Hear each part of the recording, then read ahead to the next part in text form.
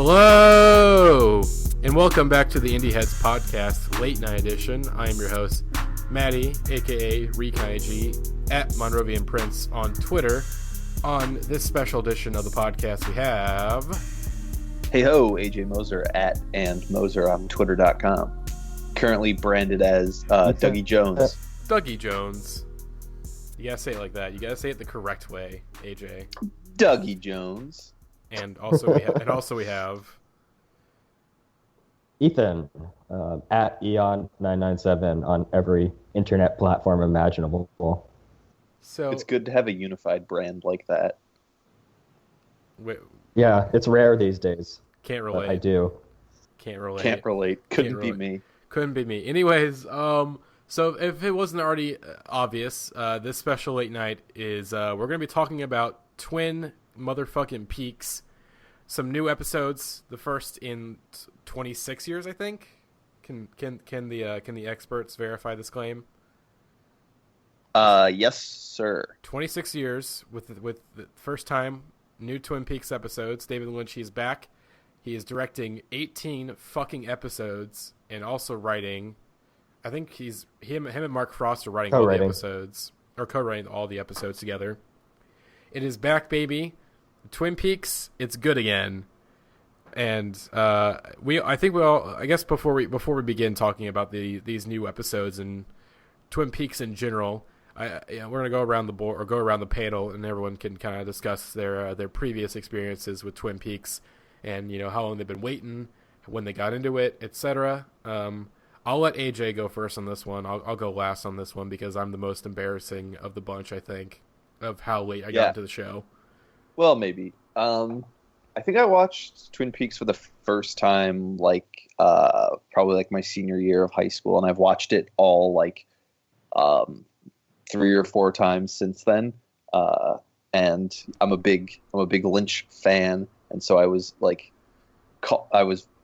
very, very anxious for this new series because I really had no idea what the hell it was going to be, and I actually hadn't seen Fire Walk with Me until the night before the premiere started, and I went and finally revisited Fire Walk with Me because I liked having that one little piece of Twin Peaks that I hadn't seen yet. But now that there's 18 new episodes, I'm all ready. And Fire Walk with Me is fucking incredible, and I really, really loved it. Ethan, yeah.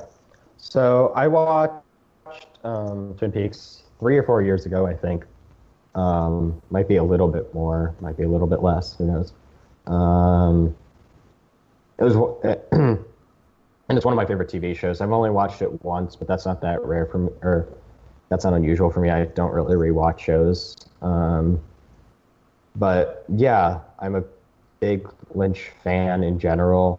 I haven't seen too many of his movies, but I've seen a few, and I love all of the ones I've seen. I love season 1. And I don't hate the second half of season 2 as much as everyone else does. I like a lot of parts of it. So I was super excited. I remember when the first post about David Lynch looking for actors came around a couple of years ago. And I was super excited about that. I was like, holy shit, is it happening? Because there's a big cliffhanger at the end of season 2 that I physically was destroyed by that finale. I remember I just lied down just for 30 minutes, just recovering from it. I'm not even exaggerating. I was physically beaten by that finale. And then Fire Walk with Me didn't do too much for me. So that didn't really kind of cure my hunger. So I've been super excited since this has been kind of brewing, and then really excited since it was officially announced. And spoiler-free opinion of the new episodes. They're really good. I have to agree.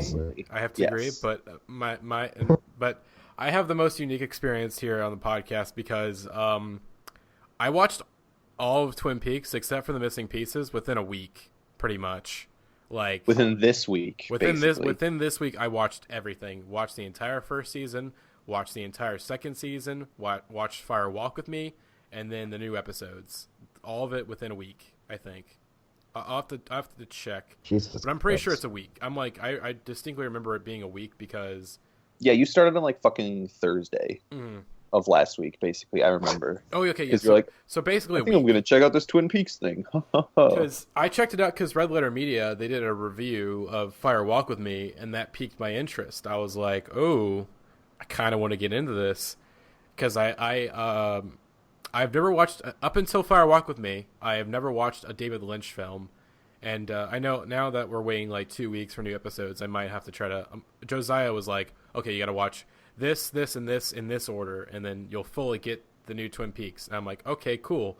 I already like it though, and I already kind of get what's going on. But I will do that because I need to stay informed. I need to stay woke. But yeah, these new episodes are very good. There's a lot. There's a lot to discuss. But I very very quickly, as you know, your brother, Harry S. Truman, is my godfather. I heard he is ill. I came to pay my respects to my godfather. Now it's spoiler My time. best wishes. If you guys don't, we're going straight into spoilers. All right, like That's the transition. That's the call. This is spoilers. Okay, we're talking spoilers the entire way through for all everything. So if you have not watched the new episodes, I do not recommend listening to this podcast unless you want to be spoiled. Dumbledore died. Spoiled the fuck out. So let's just start from the very beginning, and just your initial reactions to that first scene in the Black Lodge, where you have the giant, who's old as fuck, like visibly very fucking old, and then of course Kyle MacLachlan, who is also very old but has aged pretty well. So it's like, oh hey, he's like a nice looking old dude, while the giant is just like, oh man, he's old. And that I think that's the thing that like that almost took me out of the show. Like whenever I was watching those first like I say 2 episodes, was just like, oh my god, everybody is so fucking old. Because going straight from like 1990, 1991 Twin Peaks, where everyone is young and hot, to like this Twin Peaks where everyone is like old as shit. It's like, it's a very rough transition that you have to be like, oh, this is like 26, 27 years apart. Like, holy shit. That's definitely been not even but one of the many highlights of the new series for me, is just like seeing the old characters or even imagery like resurface. And I watched the first 2 episodes at like a premiere party at a bar here, and like there was so much clapping and screaming like anytime someone would come on screen and like gasping. So that was a really, really cool environment to be in. But I definitely want to rewatch. That was just the first 2 that I saw in that condition, and so I definitely need to rewatch those 2 again. But yeah, anytime Coop came on screen, either Coop, any of the Coops really, anytime Kyle MacLachlan was on screen is like the highlight for me, because he's just like, Coop's such an iconic, pure, wholesome character, and just like seeing him back doing new stuff is so mind-boggling and absurd that like none of it feels real, but it's so cool. And I just need to get right off the top of the bat that like out of all 4 episodes, I think the most incredible scene and like the cementing moment for me that's just like, holy shit, this is the real deal, is the end of episode 2 at the Bang Bang Bar with the Chromatic song and Shelley and James. Like that scene is so good. That's one of like the best scenes in anything I've ever seen, because it's just so like, the scene isn't really about anything. It doesn't even make sense when you think about how James has actually never been cool. But I was about to mention that. I was like, James was always cool. Like, what are you talking about? No, I don't think so. Yeah, but just like the music, and it's just like, you know, I get like the dialogue is there just because it's like, hey, Twin Peaks is back, baby. But that scene was so good, and just the way that it ended episode 2 is like, yes, holy shit, it's back, and we're firing on all cylinders, and it's got that like warm, nostalgic saccharine to it, and it's just perfect. What were you going to say, Ethan? Episode 2. Oh, didn't episode 2 end with Coop falling? Or no. Is that a different... That might be... Because he was falling through like that space... No, the very final scene of 2 is in the bar, because it goes to credits on the Chromatics. But I think episode 3 starts off right with before him. that is when he's falling. Or yep. Okay. By the way, okay, so I think... I guess a complaint off the bat, not really a complaint, but more of just like a giant, like that was like the moment that I was like, okay, what the fuck is happening? Like basically, like this show, if you guys don't know, like the so far this season, it will test your patience at times. There are times where you're just like your brain is like you're glued to your screen because you just want more information. Your brain is trying to process like what is happening, and it's like I need more. Like the scene where he goes in the I don't know what to call it. I'm just gonna call it the purple area, the purple area. I've seen people call it the purple room. So Coop, he falls through non-existence basically, and in some very the special effects, they're hilarious. They're both like holy shit, this is kind of cool, but also like hilariously bad at the same time. But okay, here's the thing. Twin Peaks, it's kind of the Doctor Who effect. It's Twin Peaks, so it works, I think. But yeah, first of all, that's a David Lynch thing. That's a classic David Lynch thing. Is that like the effects are bad? But I was just going through and watching like some of the GIFs of the most like visually striking sequences, like the falling and the space stuff, and like when Laura dematerializes or whatever the hell that was. Okay, and like that the face mask is cool. That was a fucking cool effect.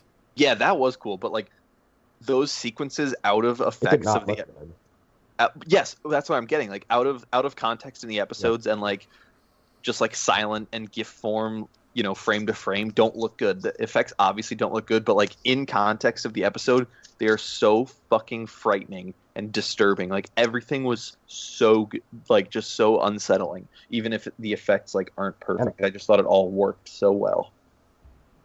And David Lynch is such a sound guy. Like that's what you need. That sound like Dude, there's not a lot of music in the show so far, but yeah, the first like 20 minutes of episode 3 are just like wild. How it's all basically silent and like cutting back in reverse and going between all like the visual styles. It's like that's some of the craziest shit I've ever seen.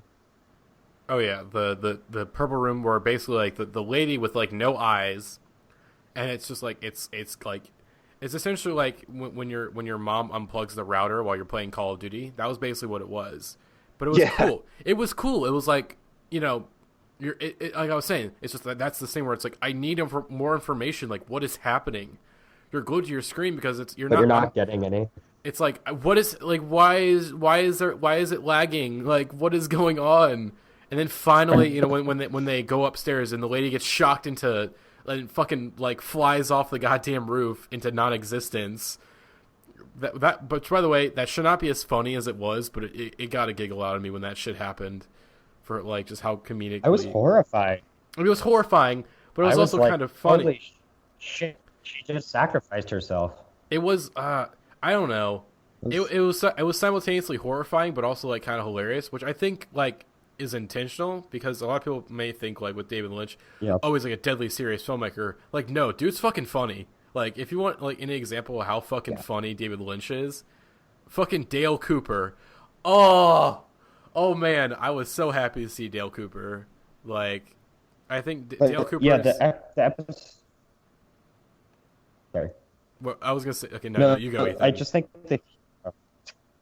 I think the season. I said. That this season's both like more serious and more funny, which I think is really impressive. I just think like the jokes are just more laugh out loud funny and not just weird as they were a lot of Twin Peaks. Like during the whole Michael Cera thing, I was just laughing my ass off like during that. But also like the fucking like scenes in the weird box room, the guarded box room were like fucking terrifying. It's really dark and like. So, like, yeah, I think just, like, everything's been accentuated, and I really appreciate that. But the comedy has been so good. Because, like, I think Lynch has shown he can be a really funny director. Like, Mulholland Drive has this really funny scene that's kind of almost Quentin Tarantino-esque and just, like, random violence. And I'm always like, where's more of that? And he's really good at writing and directing humor, and he just doesn't do it really, but like I'm really appreciating the little moments here and there, like the whole fucking Peeps scene, or not Peeps, chocolate. Oh, the bunnies, rabbits. The chocolate bunnies. Is it about the chocolate bunnies? Yeah, that whole scene was so funny, and I just really loved it. Yeah, I mean, I think that this is sort of like my overall thesis of the new Twin Peaks, but I'll just play my hand early, I guess, is that it's like the ultimate culmination of everything Lynch has ever done, and not just a Twin Peaks sequel. And I really think that like the less you like, I already think this is perfect. I love everything about this, but I haven't seen as many people as I thought maybe, or like going into this series, they were like, this show is going to piss off like a lot of people from like the early screenings that people had seen were like, yeah, a lot of people are not going to be happy about this series because it is quite the opposite of what you're expecting if you want just like literally a Twin Peaks sequel. And so it's so obviously just like a David Lynch project with the Twin Peaks moniker on it. And like, I think calling it Twin Peaks The Return is good because it distances it from like, I don't think anyone should ever call this Twin Peaks season 3 because it's really not what it is, in my opinion. And I think David Lynch has like made that point as well, but just from like the filmmaking styles to the editing and like most of the first 2 episodes are not spent with familiar characters from the Twin Peaks original series, or even in like familiar locations, right? There's just a few moments of the iconic stuff from Twin Peaks. 3 and 4 are moving a lot more into that stuff, but like from the jump, it's very rough and just like unfamiliar. And you're like, literally, who are any of these characters, and why are we in South Dakota and jumping back to New York City? And like, why am I supposed to care about any of this stuff? But it's like just. And also, did Shaggy actually murder that librarian? See, I don't know even what the fuck is going on there, but like I'm just so into it. Like it the first 2 episodes more than the second 2 felt like a David Lynch movie, which was great, and I'm obviously not going to complain that we're getting that. But it's like they're converging now, and I predict that as we move forward with the series, it's only going to get more like the Twin Peaks we knew, but then still somehow this new Lynch movie that it basically has become. And just, I think that this is going to end up being the best thing David Lynch has ever done, based off that it's going from the Twin Peaks story and is still just so like modern and wacky. And also very important that this is David Lynch completely unhinged. Like this is him with like 100% creative control, essentially. Like, which is so good. Showtime took a big fucking gamble, like letting like David Lynch have this, and he's taking complete advantage of it. Which I still can't get over. Sorry, fucking Matthew Lillard. That's so fucking weird to me. He did good. He did really good though. Like I think he was very good, but definitely like adjusting. Like, wait a second. This dude was Shaggy when I was a kid, and now he might have murdered a librarian. When we were watching it. For the first time, everyone like cheered when that dude came on screen, and I was like, holy shit, this guy looks familiar, but I don't know who that is. And then I had to like wait afterwards, and I thought I said in a Twitter group chat, which we're in with some folks, I was like, what the fuck is Dax Shepard doing here? I mixed up the two. I thought it was Dax Shepard for a second. I thought that in the Bang Bang Bar sequence the first time I watched it, I was like, holy shit, that's Henry Rollins, for just like some guy who was standing in the background, and I was like, that's fucking Henry Rollins, and it wasn't, but I was like, holy shit. I was gonna say, do you think James was Henry Rollins? No, it wasn't James. There's like a guy who kind of like stares over at the table after they're talking about James, and I was like, that's fucking Henry Rollins. It's not, but I guess that's the thing too, is like the celebrity cameos on this show, they're not even cameos at this point. Like they have roles. Jennifer Jason Leigh, Michael Cera, who we obviously already talked about. That's a cameo. That's a cameo. No, I want a role. I want more. I need more of Michael Cera. I need more of that character. There's no way Michael Cera isn't coming back. No, he's got to be back. If he's not back, it was beautiful, and I want him. If they would be fucking stupid to not like use more of him. It's a genius character. I want to talk about my theory in that I think that whole character is making fun of James from seasons 1 and 2. Yep. Mostly season 2. I really am convinced that's what it is. And like David Lynch isn't super meta, like in terms of his own work. he's usually pretty like he's meta with in terms of genre, obviously, but like speaking of which, I wanted to bring up that the original Twin Peaks reminds me a lot of Blue Velvet, and this is much more Mulholland Drive and Inland Empire, from what friends who have seen Inland Empire have told me. So Yeah, I think that I think this is kind of a natural progression. this is Mulholland Drive meets Inland Empire meets like Firewalk with me, with a little bit of Lost Highway thrown in there because just like the weird supernatural stuff and not necessarily jump scares, but the just sort of like There were shock some moments. fucking jump scares in that one scene. I knew That I one knew scene with the exactly. stabbing. I knew exactly where the whole box thing was going. It was still a fantastic sequence, and I loved it. But like from the moment But it was started, obviously yeah. I don't. Was it obvious? Did obviously you guys? harping on.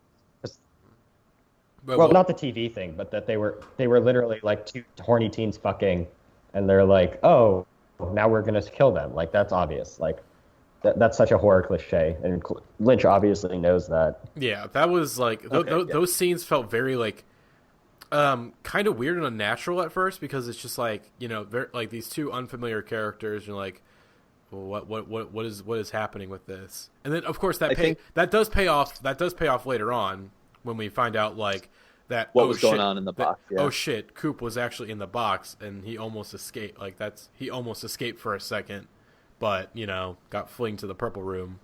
But, yeah, I think that sequence was like meant as a buffer, basically, because it was just so over the top in being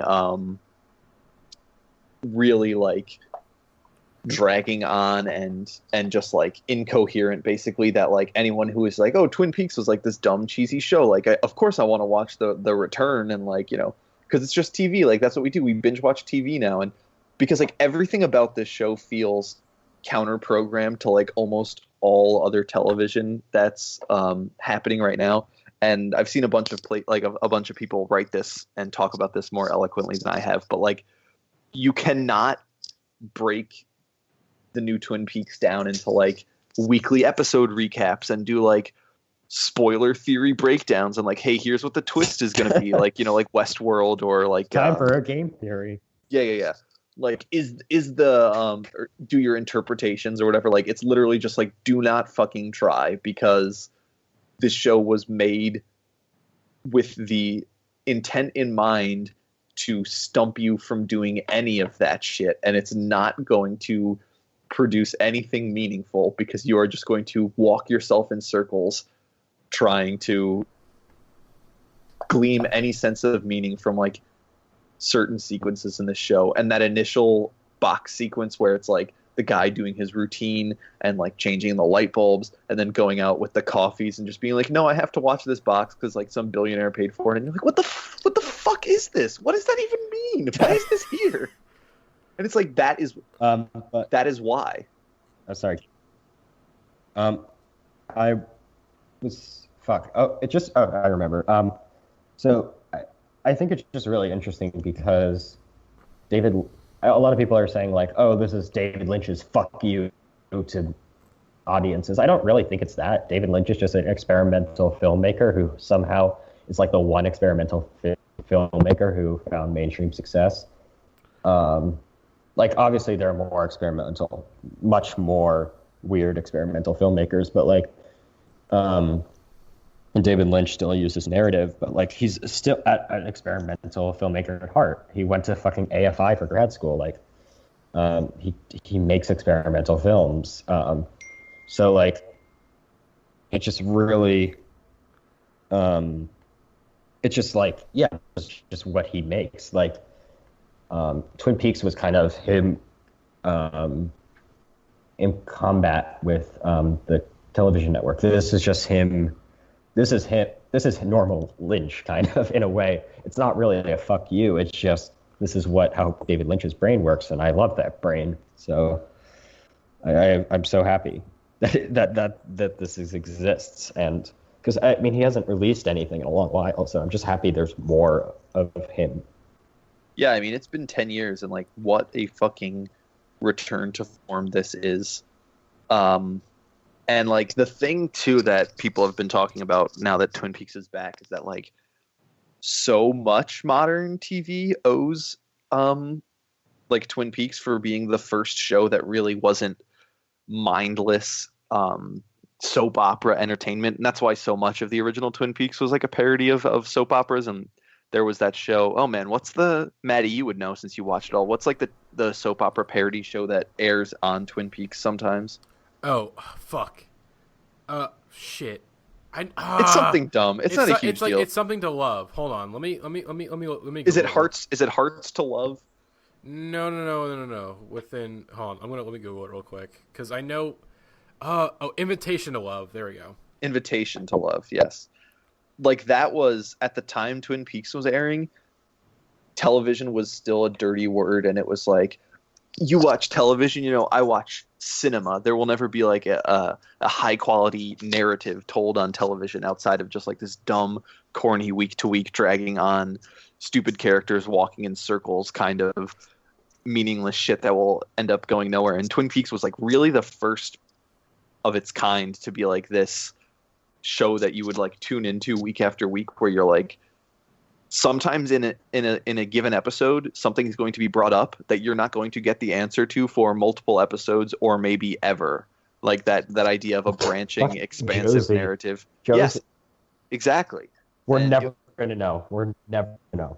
It was pretty revolutionary at the time, and like my two favorite television shows now, Lost and The Leftovers, are like Damon Lindelof, who wrote them both, has explicitly stated that like Twin Peaks is the direct inspiration for both of those shows. And like without Twin Peaks, those two shows would have never existed. And so it's just like Twin Peaks, even if it seems like this weird cult series now, is like one of the most revolutionary TV programs. And so to have it back in this form is kind of crazy, because it still feels like that sort of off the beaten path, just like weird ass show. And watching some of those older episodes is like, this was the most popular television show like of its time. This show is fucking crazy weird, and at times so stupid in all the right ways, and then also stupid in like the bad ways. In essentially the basically after they solve Laura Palmer's murder in season 2,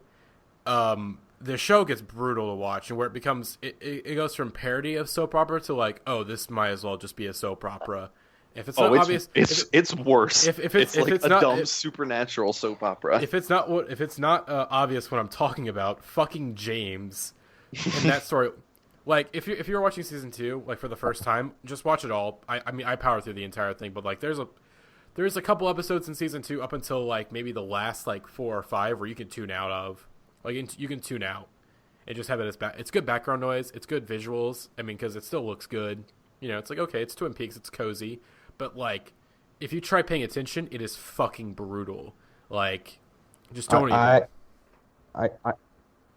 I said earlier that I defend season 2, second half of season. It's 2, not bad. And I will do that now. It's not horrible. Like I said, it's good background noise. Like if you tune out of it, like you tune a little bit. You just kind of like half paying attention. It's fine. It's not that bad. But like, by trying to fully pay attention, you will fail. Like you have to like tune yourself out. I know AJ and I talked about this once or twice or probably multiple times, but like I think some parts of season 2, like I love the Ben Horton fucking Civil War stuff, even though it's so dumb and weird. I don't hate the James stuff. I don't like it, mostly because it takes you out of Twin Peaks. I just thought that was such a weird decision. Even though I love how they've taken it out of Twin Peaks in the new season. Like the first real scene of the new stuff is that New York shot, right? Like that was the first, after the intro sequence, was like we start in New York, right? Mm-hmm. Yeah. Oh, and can we just talk about... such a beautiful shot. Okay, so... 2 things I need to talk about now that they just came back into my mind. That overhead shot of New York was just incredible, and then the lead up into the theme song, how it went from the Black Lodge sequence through the abandoned hallways of Twin Peaks High School, and you're like, oh, are we going to see some familiar characters? And it goes into the trophy case, and like the camera hangs on the picture of Laura Palmer, and then the title comes up and the theme song starts. And that was another one of those moments where it was just like, yes, let's fucking go. It is back. Oh my God. Oh yeah. That New York shot. Because again, New York, it's been filmed in so many goddamn ways, and I was like, oh, this is new. Like, fuck, of course, David Lynch finds out a new way to shoot New York City because he's goddamn David Lynch. And it really reminded me of the LA shots in Mulholland Drive, because those are fucking gorgeous too. Absolutely. And really different for a city that has been shot way too many times, of course, because every movie is masturbatory about LA. But I just everything is spot on here. Like I don't, it's hard to talk about almost just because of how good everything is. Like, it's easier to nitpick and criticize, but like when the writing is on point, the acting is either very weird Lynchian or just really fucking good in general. Like some of the prostitute in episode 4 or 3, I can't remember. 4 is really entertaining. Like she's in episode 3.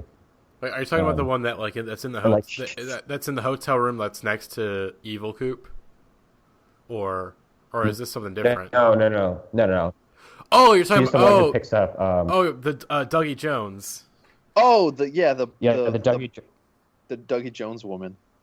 Okay, we have not discussed that. We have not discussed that storyline yet. If there's anything that any storyline so far that I can complain about, it's that I hope that even though in retrospect I fucking love it, because I mean watching it is brutal because it's and I know it's purposefully brutal because David Lynch is taking this character of Cooper that we love so much and completely breaking him down.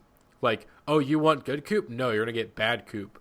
Oh, you want Coop with the funny little quips? No, you get Coop who had a brain lobotomy, basically. Yeah, you get brain dead Cooper, and that's the thing too. Is as excited as I was for Twin Peaks to come back, Cooper is one of my favorite characters of all time. Everything that has ever come out of his mouth basically is iconic, and so I was I just want to watch. He's clearly the main character of the show. And it's just I just want to watch Cooper do whatever the hell Cooper's going to do for this entire series. And we haven't gotten a single second of it yet. And it's been brutal. I hope it doesn't go on. I think it's coming back though. Yeah, because the coffee, like you pointed out. Yep. Dougie Jones. Dougie Jones is just, but even in that, Mr. Jackpots. Even in this form, he's so pure. Because when he tries to entertain the kid at breakfast, you're just that's Coop, that's classic Coop. But he's in there somewhere with the tie and everything, and that casino sequence where he helps out the old lady. I'm just that's Coop. He's just not talking, but that's my sweet boy. And that whole sequence in the casino was almost half an hour of him just walking around doing the machines. Yes, it's call for help. It's over 20 minutes long from the time he enters to the time that he gets the limo ride home, and it's who? Of course it is, but just who was the casino boss? That was someone familiar. He was in The Dark Knight, I think. He's just he's played a goon in a lot of things. Okay, he looked very familiar. I think it was in some TV show I watched recently. Probably the guy from. Let's see. There was that one kind of nondescript Las Vegas sequence with the guy from Mulholland Drive who sees the thing behind the diner. Was kind of cool to see again. Yeah. The cop who finds the car crash is the same from Mulholland Drive. But yeah, you were talking about how seeing innocent Coop is so great.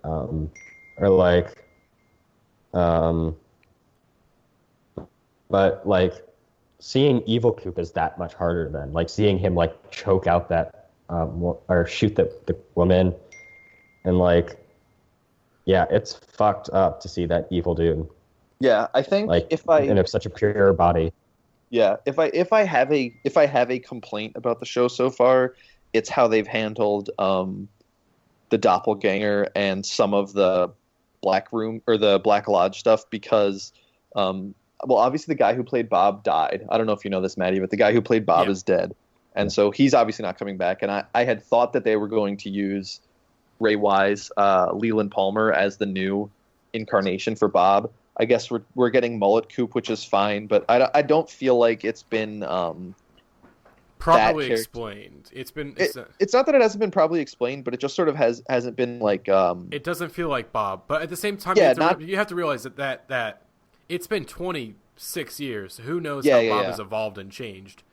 Right, Because but there's a very like subtle thing in episode 4 that's like really clever that like I checked the Twin Peaks subreddit and someone picked up on that and I was like, oh shit, like I'll let you go first and I can kind of explain. Okay, who's is that your phone, Ethan?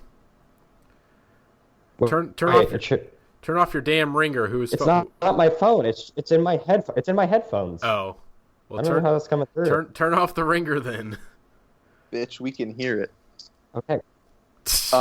It shouldn't be because it's in my fucking headphones. All right, continue, AJ. I don't know. The bad coop I feel like hasn't really been fully developed enough yet, and like the rules of the Black Lodge with Bob sort of like where it's like you have to come back after 25 years. That's the stuff that like, you know, obviously we're not owed any explanation for it, but it just feels like that's sort of the driving force to all of this series so far, and I hope that we get a little bit more of it and it's not just like we're back into the thick of the action now, just sort of like deal with it.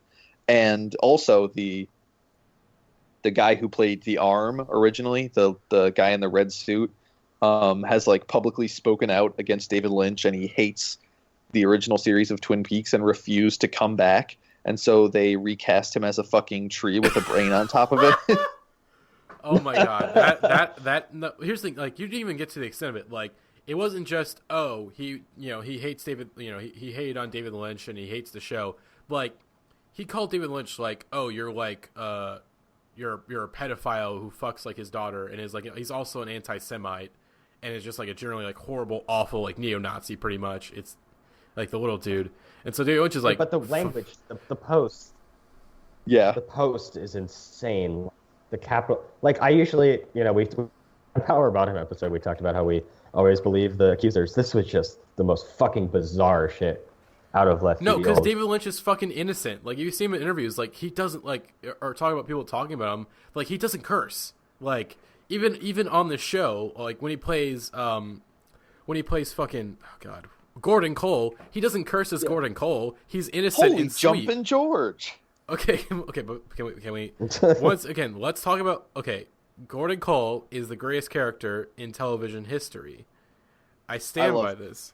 It's crazy to me how much of a major car role sick. Yeah, how much of a major role he already plays in the new series. And like the thing is that they wrote that character to be like deaf so David Lynch could just act poorly on purpose. And like in the new series, it's so apparent because he just yells all of his stuff. But like, it still just fucking works somehow. It's great. Take a look, Sonny. It's gonna happen again. Yeah. Or, but I think my favorite quote of the new series so far is "Fix your hearts or die," from with Gordon David Cole. Duchovny. Yeah, so good. I mean, like that. You could go into that how that the character is problematic and whatever. There is argument. There are very valid arguments about that. But like the thing is, like in 1990, oh my God, that shit was very. I loved it. Yeah. It was like, I mean, it was still like even for 1990, that character was like pretty progressive. Like obviously they do mince like words, and now we kind of know more. But like at the time, it was still kind of very taboo. And the fact that like right away, like Cooper's like, oh, all right, he just like that's okay, Denise, cool, whatever. Like just doesn't even bat an eye, basically. Just like initial like, oh, what? Okay, Denise, cool. Yep, like that's happening? Cool. Because Cooper is wholesome and sweet. Yep. He's our wholesome and sweet boy, even when he's brain dead. All right? It's Mr. Jackpots. All right? He's the mascot for good boys around the world. Hello! That whole sequence, too, was interesting just because it's like, a deconstruction of how like children learn, and just like watching his brain basically like teach itself to function again was just like so there are so many sequences in The Return specifically that like could be just their own long developed like arcs and even films, and it's just like it's all contained under the Twin Peaks moniker, and it's really, I think, perfect in basically every way. What what was I about to say? Fuck. The whole casino scene just was so good. It just reminded me of like those jokes we used to tell when you were kids. I don't know if they entered your elementary schools, but the jokes were like, so this guy knows 3 words, poop, butt, and ain't, and pee, and like all those dumb jokes, and he would like only say those 3 words in the worst way possible, and it never made any sense. But David Lynch made those jokes actually funny. Like, Call for that help. whole sequence is so hilarious. Call for help. Also, why did no one call for help? No one calls for help. Yeah, that's the only time that that takes me out of the series like a little bit. It's just like, how does no one notice that this guy's fucking brain damaged? Like, why is no one like taking this guy to a fucking hospital? Like, why doesn't someone save our boy? Well, like, isn't that the thing too, though? Is that, you know, Cooper's such a good, wholesome character, and like, you know, when he's in trouble, Cooper would go out of his way to help anyone, and when he's in trouble, all of the characters that are around him are like so involved in their own self-interests that like when he's literally begging to call for help, they're like, you know, Dougie Jones's wife is thinking about like the money, and there's the guys in the casino who are thinking about like, fuck, like the business is going to be ruined, and even the limo driver to an extent is just like clearly fed up with doing his job and being like a labor worker essentially, and they won't like pay attention to Cooper as a human, whereas Cooper is like the direct antithesis of that and is the most pure good boy that has ever existed. And like that's sort of what Cooper is as a character, is just like this pure unstoppable force of good. And that's why taking his whole, you know, ability to think away has made for some really interesting stuff, because it's like, yeah, dude, people are shitty. When there's like a baby man walking around a casino, they're just concerned with like their own finances and their own shitty jobs. It's like, it's pretty genius. Mm-hmm. Oh yeah, shit! I want to bring up that I guess a theory or something that people notice on. So in season 3, episode 4, where Dougie Jones. Okay, so we're introduced very quickly to a character called Dougie Jones. Dougie Jones. So they seem to be like in like some kind of like abandoned house in like one of those like in like Arrested Development season 4, when they have that fucking like abandoned neighborhood basically that Michael Bluth like tries to build. It's basically that pretty much. So they're in a house, you know, yeah. Dougie Jones, he's paying a prostitute. And by the way, here's how you know that this show's on Showtime and not ABC. There's a lot of nudity already in the show. There's some titties, baby. It's excessive. It's just like I mean, David Lynch obviously will do nudity, like he does it, but like I don't know. I like the Twin Peaks, like okay, it's so edgy, but you can't show it. Okay, you do know that like if Twin Peaks was not ABC back in the day, there'd be titties everywhere. All right, like no, I'm Mulholland Drive has like super hardcore lesbian sex. I'm not like. And like Fire Walk with Me, like, I mean, Fire Walk with Me was the first time that was like, yo, we're gonna say fuck and we're gonna show tits. Deal with it. Exactly. But yeah, it's definitely like, shit, like what is going on? But continue, Ethan. What? Sorry. I was gonna say continue. Oh, continue.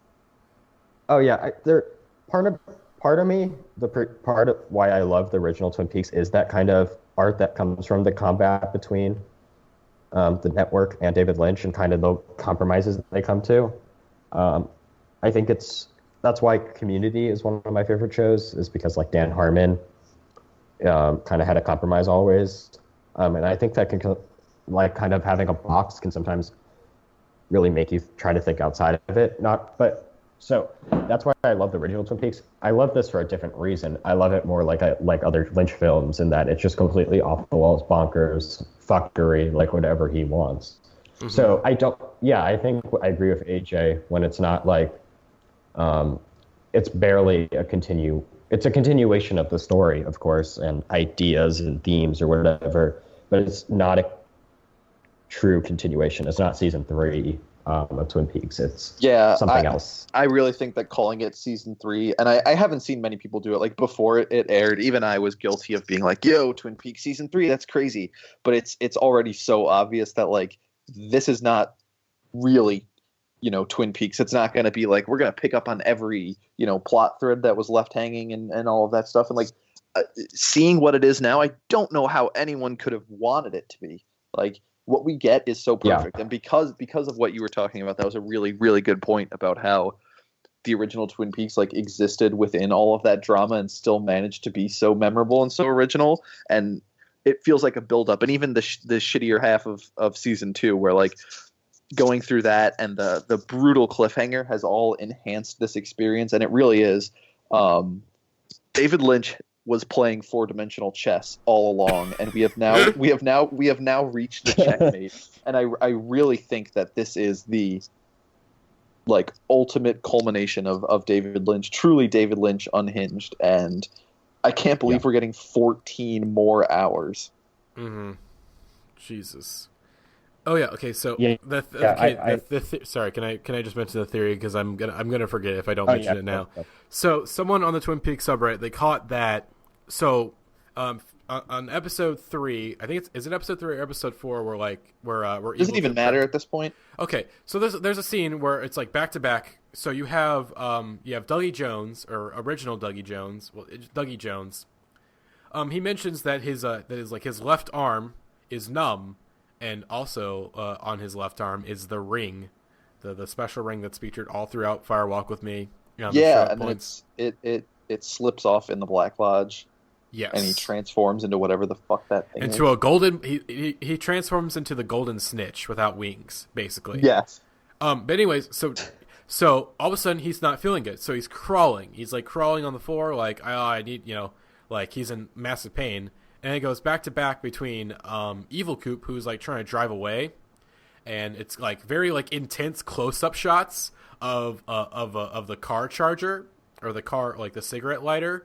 And it's just like glowing, like that meme where the eyes are like, where it's like the image is like compressed to shit and the eyes are lighted up. Absolutely, that's basically like what's happening with the cigarette lighter, and it's going back and forth. And Coop, like he's like disoriented, like is like swerving off the road like crazy, and you're like, what the fuck is happening? And then we figure out what's happening when Dougie Jones pukes up just some wretched like fruit. It's fruit cake, like some like wretched. It's the garmonbozia. Yeah, it's garmonbozia, or like really fucked up fruit cake. And after he pukes that up, Dougie Jones disappears. Like he just disappears, and then all of a sudden he's in the Black Lodge, and he's sitting in the chair, and he's like so confused and like, what the fuck is happening? And then One Arm Man is like, oh, by the way, you aren't real, LOL. And then Dougie Jones disappears, becomes a black flame. His head turns into a black flame, and then his clothes fall to the floor, and he turns into the golden snitch. And then you have Evil Coop, who is trying to hold in the garmonbozia because he knows that if he's the first one who throws it up, he goes back to the Black Lodge, and Cooper Cooper is able to come back to the real world. So basically just it's a contest between the two who can not throw up. But eventually Evil Coop relents and crashes his car, throws up the garmonbozia, and is thrown, or the cops catch him, and Albert and who's the other guy? It's like Miguel Ferreira. Like, what's his character's name? Fuck. Why am I forgetting this? Hang on. I gotta recap right up here. Fucking what is this thing? Oh, Albert. Oh yeah, Albert. Talking about the throw up. Yeah, but I'm getting to the part where Evil Coop is in jail, and Albert and Gordon Cole go to visit Evil Coop because they think it's obviously it's Cooper. Like, they found Cooper. What the hell? So they found Cooper, and they're talking to him. And this is a really long-winded version of this theory. Like, I'm trying to explain everything. It's like, if you're listening to this podcast, you already know I'm just describing the show. Anyway, so they're in jail, and then as Cooper, like, Evil Coop is basically trying to act like normal Cooper, but like failing completely and sounding like really inhuman and totally unnatural. Right. He slips up for a second and starts talking backwards, apparently. And like, and then someone reversed the audio, right? Yeah, people checked and like, oh, he actually was talking, like, for that one word, he talked in reverse. And so people were theorizing that, like, Evil Coop, like, maybe why he's so silent or so, like, brooding is that, like, he's trying to, like, talk, like, trying to make sure that he talks like how everyone else does, because he's from the Dark Lodge. Like that's the doppelganger evil Coop. You know, he's Black used to Lodge. talking backwards. Black Lodge. Sorry, it's my bad. But yeah, so he slipped up for a second. So people are theorizing that, which is very interesting to think about. That like, oh hey, like he's trying very hard to not talk backwards all the time. But yeah, that's it.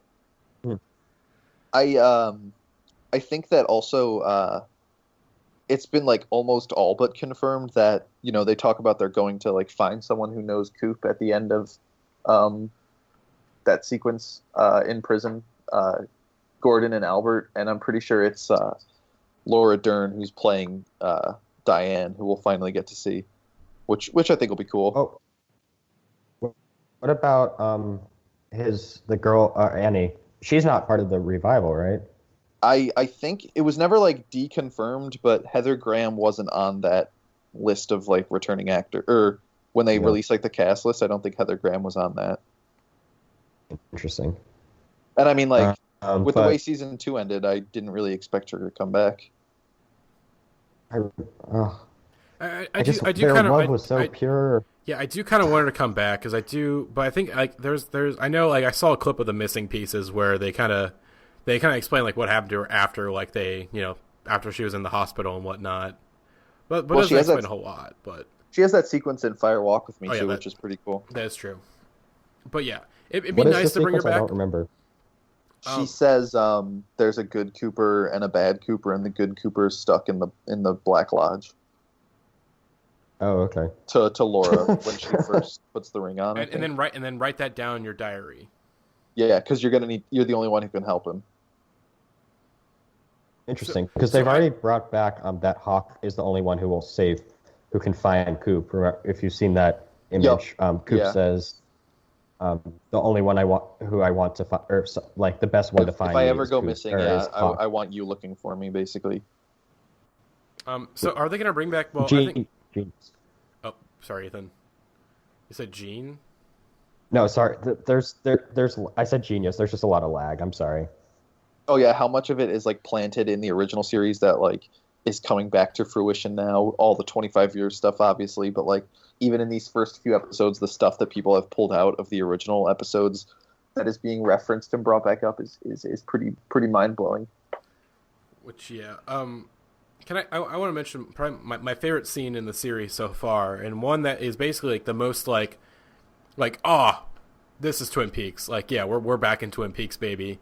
Is the scene where Bobby, who is now a deputy, comes into the room and then sees the picture of Laura Palmer and like so good. And is like just really well acted and so emotional, and and then the Laura Palmer's theme comes up and you're like, this is Twin Peaks. We're back, baby. Oh yeah, I fucking sobbed during that scene. That scene was so good because it was just like so out of nowhere, right? And it felt like 25 years had actually like that's how someone would have reacted, like with Bobby, even with Bobby and Laura's relationship, like that's how a human being would have reacted, and it was such just like a genuine sequence. And seeing Bobby as a cop too, I think is really cool.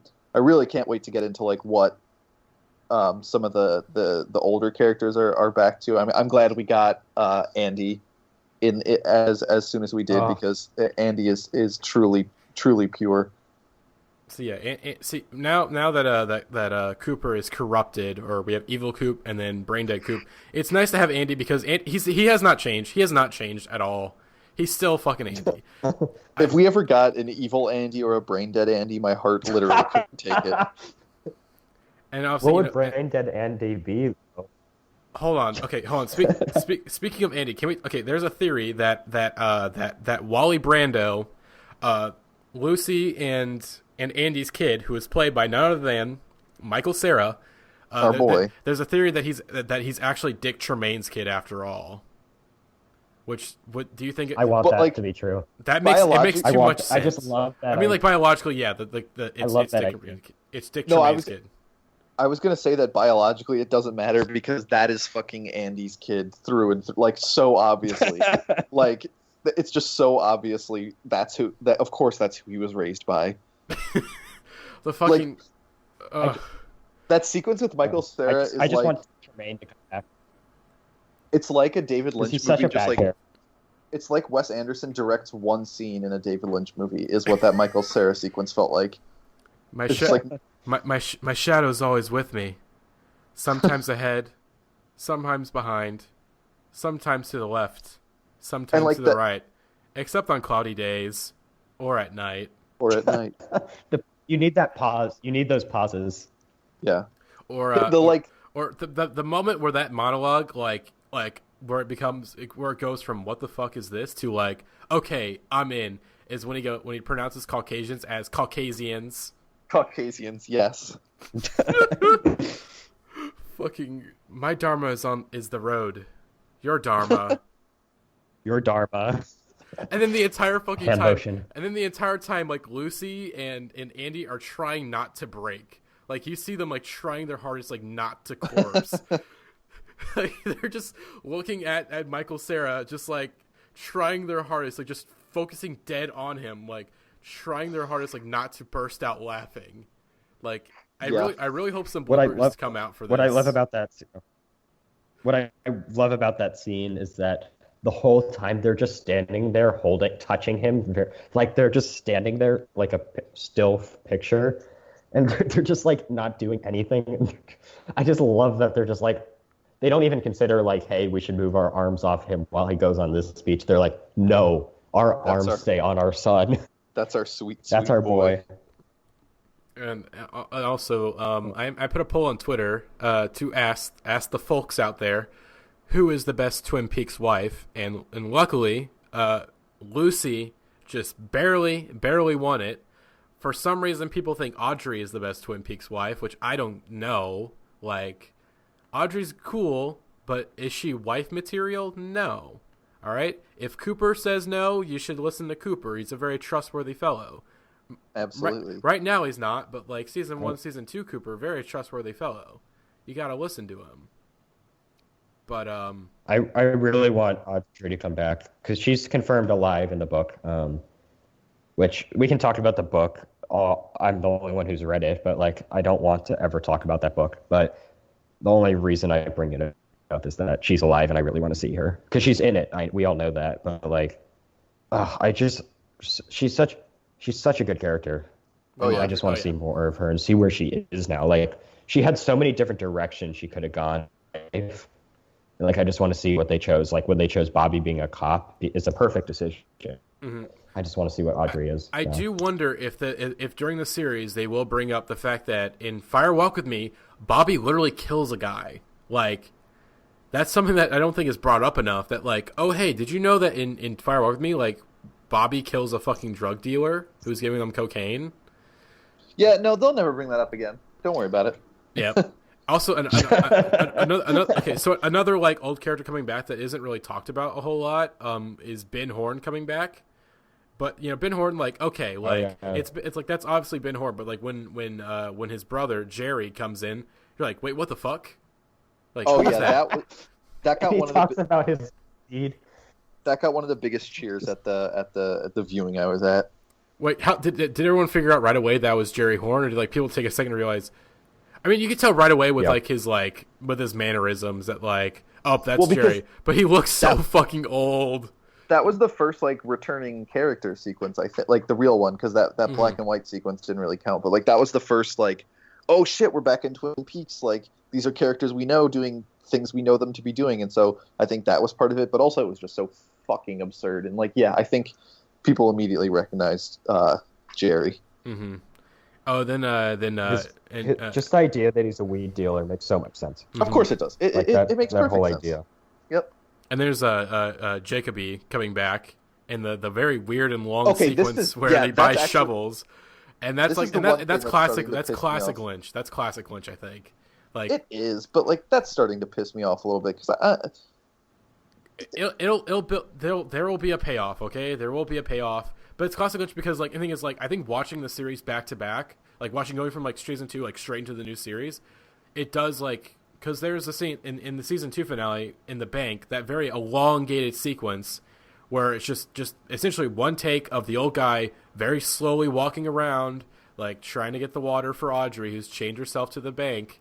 Like that's what it instantly reminded me of just like this very long and dual sequence that you're like, why the fuck is this here? but it's David Lynch, and you're like, oh, well, duh, he's got to have that. So I think there'll be payoff. We'll figure out what's going on with him, I think, but I'll let you complain, AJ. I just think that, like, even wherever it goes, I'm having trouble right now imagining a situation where, like, that, whatever the payoff could be, like, makes it worthwhile. Like, what could he possibly be doing with the shovels? Which is obviously the question we're supposed to ask. It's not like I am fed up with the show's bullshit or anything, but that's the one sequence that sticks out in my mind as a thing that's like, you know what? That's not maybe as genius as the rest of it is on the surface level right now. We'll figure it out. Oh shit. God damn it. I was there. I was trying to click on like a David Lynch interview that Entertainment Weekly did, and it's a fucking like sound pop up.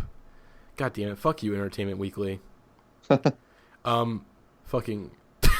I'm sorry. I'm looking. I had a couple links opened up of like one's a New York Times recap, and I'm looking at fucking Michael Cera in the goddamn leather jacket and the fucking silly hat. Just fucking. God damn it. The icon. Fucking. Oh yeah. We talked about very briefly when we talked about Gordon Cole. But David Duchovny.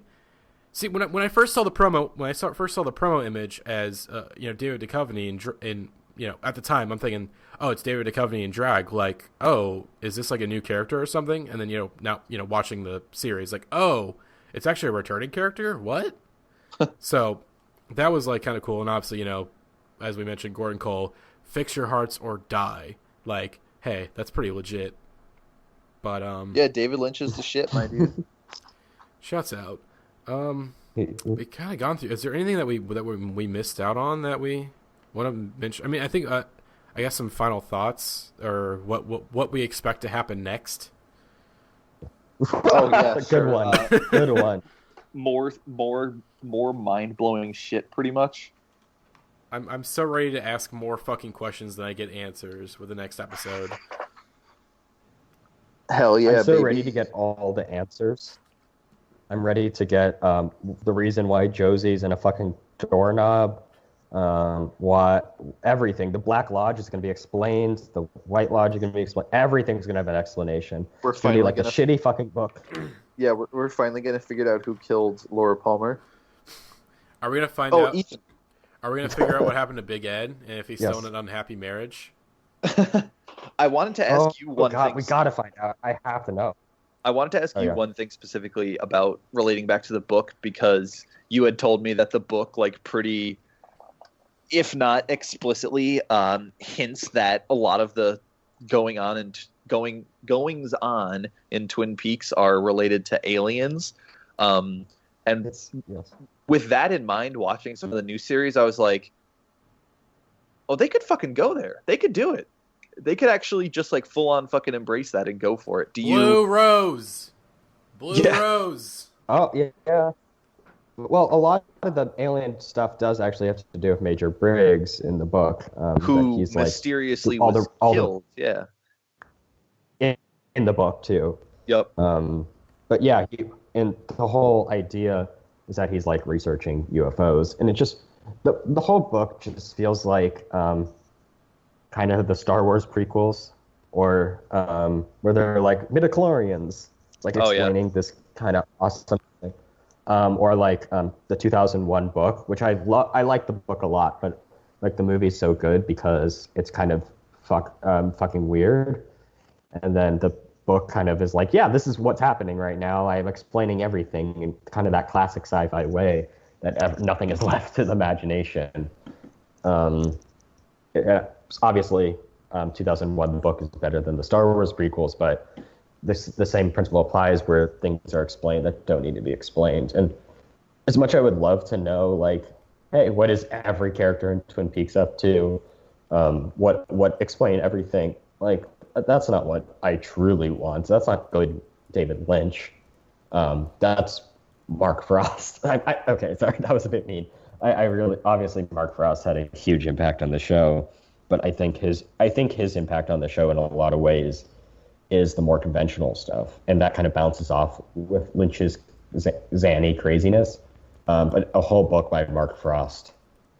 It was hard to get through because if I remember Mark Frost's like writing history, he wrote on a lot of television and like so maybe even soap operas, but I don't think so. But he's like a television guy, so like he comes from a very different world than David Lynch. So I'm happy that David Lynch is more this season than Mark Frost, even though I think Mark Frost is obviously very talented. Yeah. Oh yeah. Can we mention this one scene? We didn't mention it. I mentioned it briefly, or kind of when the scene at the end, basically I think at the end of episode 4 with Albert and Gordon and their conversation, like David Lynch is a fucking good actor. Like of course when he started on Twin Peaks, he had the crutch of being like basically deaf, so he could hide his bad acting. But now it's like like David Lynch is actually good at acting. Like, he really carries that emotional like weight. In the first 4 episodes, he really is the kind of like emotional protagonist, for lack of a better word. Like he's the central force of the show right now, which is like funny because it's David Lynch who masterminded the entire thing. And I'm going to put myself in like the prominent role, but it makes sense within the universe, that he would be looking, so intently for Cooper, and that like any hint that Cooper's back, they would follow. But like in episodes 3 and 4 specifically, his character is really the heart because of our lack of Cooper. You know what I mean? Mm-hmm.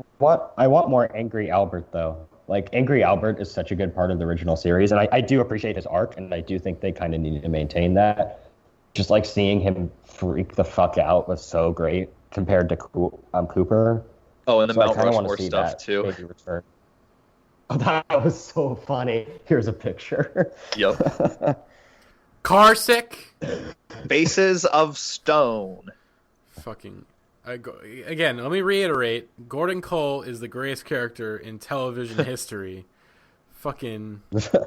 But yeah, there's a lot of characters. I mean, I do want to see, obviously more of the old characters. Like, I do want to see more of James. And that was a tease of like, oh, he was in an accident. Like, I want to know more. Like, where the fuck?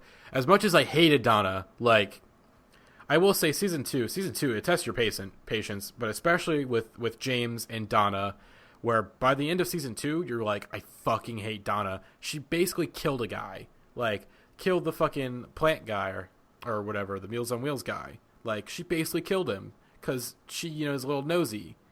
And is an emotionally manipulative little brat. Like, you gotta be kidding me.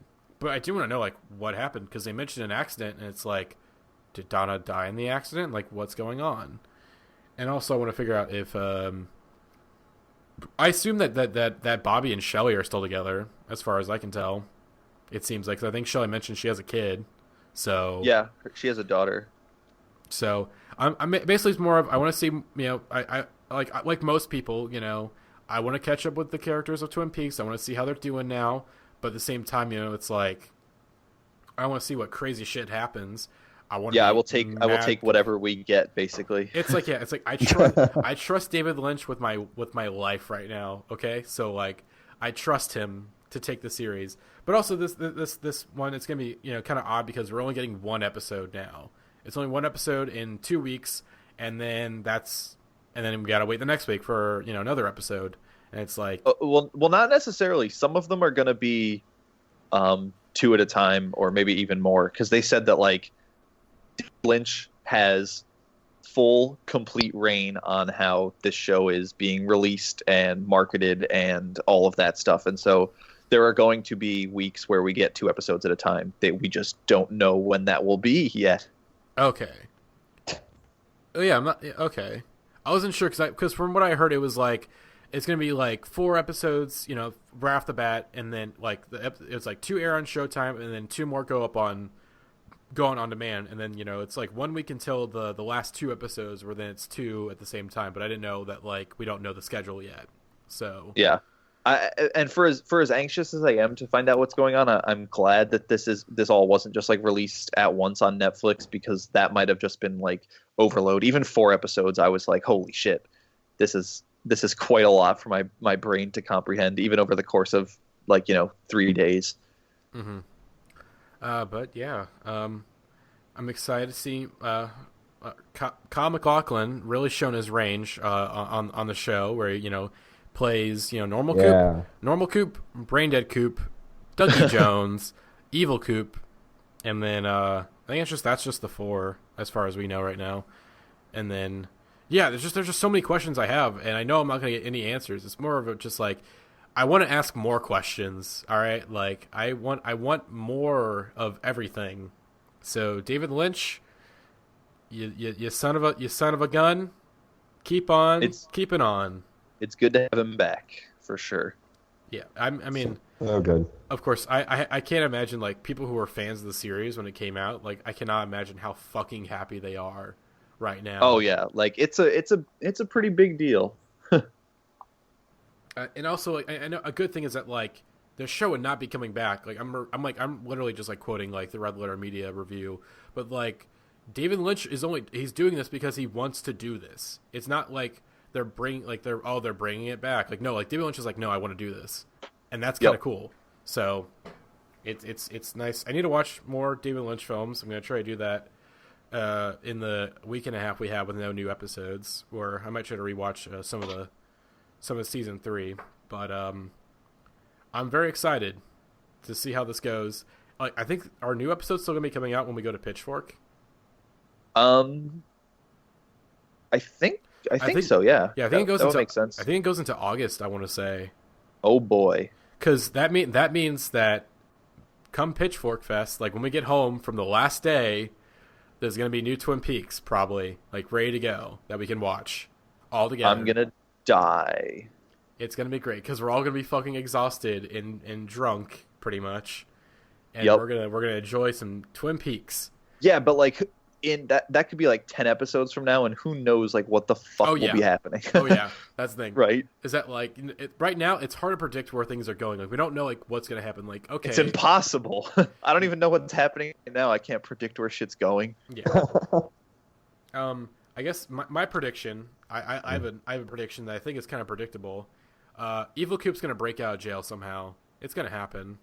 I just have that feeling. He's gonna break out. But that's the only like prediction that I can make with like any confidence. Like, okay, Evil Coop will probably break out because that just happens. But like, is Coop gonna come back out of his coma, like his brain coma? I don't know. It could happen on the next episode, or it could happen on like episode like 14. But I'm ready to be mind fucked. I'm ready. Yeah, I think that as far as predictions go, I think that we're sort of in the prologue arc of this season, and that is going to end with good Coop being restored to his full mental capacity. I agree that I think bad Coop will still be roaming around, and there will be a really fun dichotomy there. But what I think this season is ultimately going to be about is in some ways a redemption for Laura Palmer. I don't think they're gonna fucking resurrect her or anything, but I think there's some kind of like spiritual journey that they're going to have to complete to kind of like put her soul to peace or something, just with like the ring and all of the Black Lodge stuff. I think that's a good way to tie it back, especially neatly into how the series began, because it was about like her death, and then with Fire Walk with Me being like showing how shitty her situation was, and with Cheryl Lee being such a great actress, and David Lynch has basically said as much, that like he wrote Matty's character and just to keep Cheryl Lee around in the series. I think that whatever the like end game of this return is going to be is like more about Laura Palmer than maybe we're aware of right now. I think so. Yeah, I think the Bobby Briggs thing, or the Bobby scene, like that's a tease. Like, I think that's like we're gonna get more of that. So I can get behind that take. I can get behind that prediction. Yeah, it'd be cool. Because I do think there's a lot to still explore with it. So yeah, Ethan, any final thoughts? Yeah. Did I just forget them?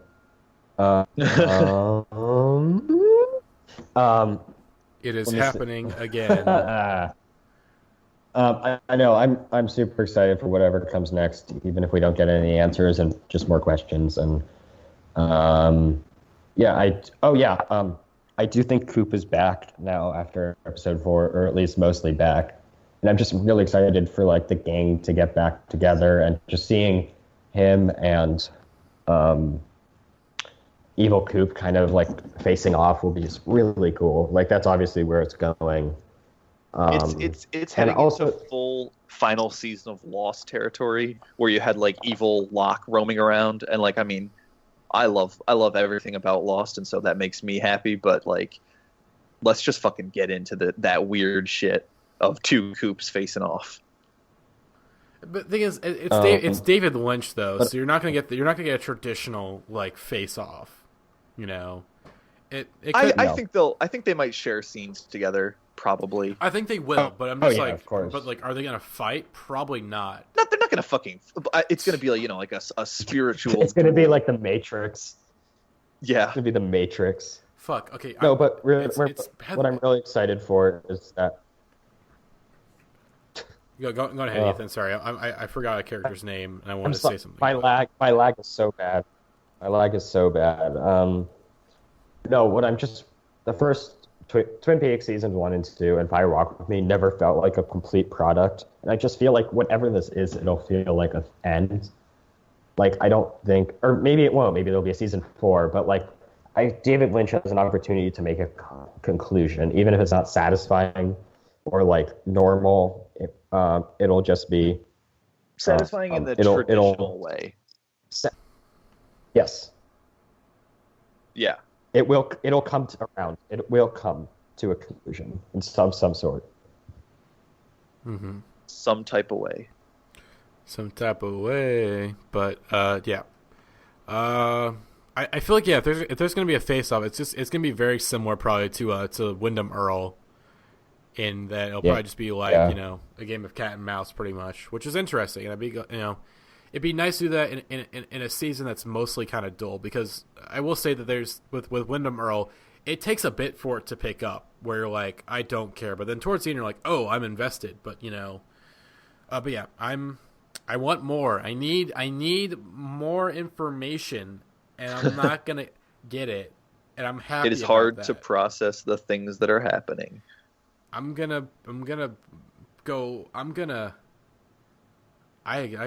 no words. All right, better look again, Sonny. It's gonna happen again. That's all I gotta say. So yeah, we'll try to do these kind of regularly. Like I do hope that I'm not sure if we'll do them like after like every episode.